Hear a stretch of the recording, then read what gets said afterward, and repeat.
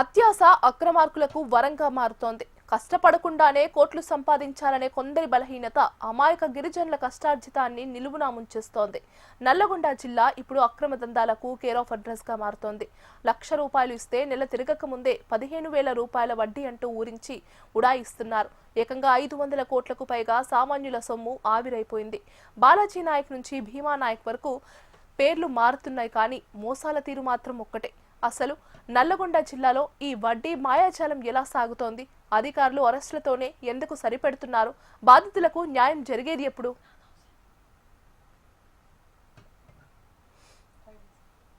ఒకప్పుడు పోరాటాలకు గడ్డ, కానీ ఇప్పుడు మోసగాళ్ల అడ్డాగా మారుతోంది. ముఖ్యంగా గిరిజన ప్రాంతాలను టార్గెట్ చేసుకుని అక్రమార్కులు సాగిస్తున్న దందా షాక్ కి గురి చేస్తోంది. ₹1,00,000 పెట్టుబడి పెడితే నెలకు 10% నుంచి 15% వడ్డీ ఇస్తామంటూ ఉదర కొడుతున్నారు. అంటే నెలకు 15,000 ఆదాయం. ఈ ఈజీ మనీ ఆశతో సామాన్యులు తమ వద్ద ఉన్న పొలాలు అమ్మి బంగారాన్ని తాకట్టు పెట్టి మరీ ఈ కేటుగాళ్ల చేతిలో పోస్తున్నారు. మొదటి 3-4 నెలలు కరెక్ట్ గా వడ్డీ చెల్లించి నమ్మకం కలిగించడం, ఆ తర్వాత అసలుకే ఎసరు పెట్టడం వీళ్ళ స్టైల్. పర్వంలో గతంలో పెద్దడి సెర్లపల్లి మండలం పలుగుతాండాకు చెందిన బాలాజీ నాయక్ సృష్టించిన బీభత్సం అంతా ఇంత కాదు. ఏకంగా ఏజెంట్లను నియమించుకొని ఒక సాఫ్ట్వేర్ కంపెనీని సైతం స్థాపించి 400 కోట్ల మేర వసూళ్లకు పాల్పడ్డాడు. వందలాది మంది గిరిజన కుటుంబాలను రోడ్డున పడేశాడు. పోలీసులు అతన్ని అరెస్టు చేసి జైలుకు పంపారు. కానీ బాధితులకు జరిగిన న్యాయం మాత్రం శూన్యం. ఏళ్లు గడుస్తున్నా తమ సొమ్ము తమకు వస్తుందన్న ఆశ బాధితుల్లో కనిపించడం లేదు. ప్రభుత్వ చొరవ లేకపోవడంతో బాధితులు దిక్కుతోచని స్థితిలో కొట్టుమిట్టాడుతున్నారు.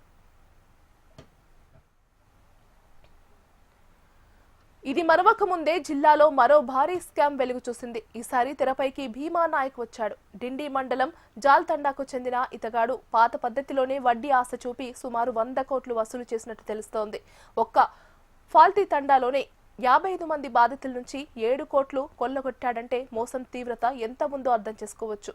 సాగర్, హాలియా, మిర్యాలగూడ ఇలా అన్ని ప్రాంతాల్లోనూ భీమా నాయక్ తన పంజా విసిరాడు.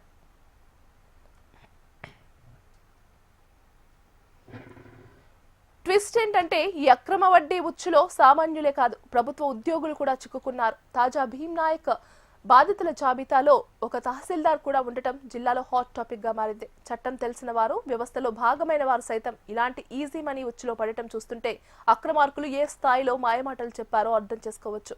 ప్రతి మోసం బయటపడినప్పుడు పోలీసులు నిందితులను అదుపులోకి తీసుకోవడం, ఆ తర్వాత కేసు నీరుగారిపోవడం జిల్లాలో కామన్ అయిపోయింది. ప్రభుత్వం, జిల్లా యంత్రాంగం చర్యలు తీసుకోవాలని బాధితులు కోరుతున్నారు. కేవలం అరెస్టులతో సరిపెట్టకుండా నిందితుల ఆస్తులను జప్తు చేసి తమ డబ్బు తమకు ఇప్పించాలని గిరిజన రైతులు డిమాండ్ చేస్తున్నారు. అక్రమార్కులు ఒకరి తర్వాత ఒకరు పుట్టుకొస్తున్నారంటే అధికారుల పర్యవేక్షణ లోపం ఏ స్థాయిలో ఉందో స్పష్టమవుతుంది. ఇలాంటి గొలుసు కట్టు మోసాలకు అడ్డుకట్ట వేయకపోతే నల్లగొండ జిల్లాలో సామాన్యుల బతుకులు బుగ్గిపాలయ్యే ప్రమాదం ఉంది. డబ్బుపై ఆశ ఉండవచ్చు, కానీ అది అత్యాశగా మారితే ఇలాంటి విపత్తులు ఎదురవుతాయి. నల్లగొండ జిల్లాలో జరుగుతున్న ఈ 500 కోట్ల మాయాజాలంపై ప్రభుత్వం కఠినంగా వ్యవహరించాల్సిన అవసరం ఉంది. అధిక వడ్డీ ఆశ చూపి అమాయక ప్రజలను టార్గెట్ చేస్తున్న చీటర్లకు తగిన బుద్ధి చెప్పాలని ప్రజలు కోరుతున్నారు. అంతేకాకుండా ఇక ముందు ఇలాంటి అధిక వడ్డీ చీటింగ్ ఉచ్చులో పడకుండా ప్రజలకు అవగాహన కల్పించాలని కోరుతున్నారు.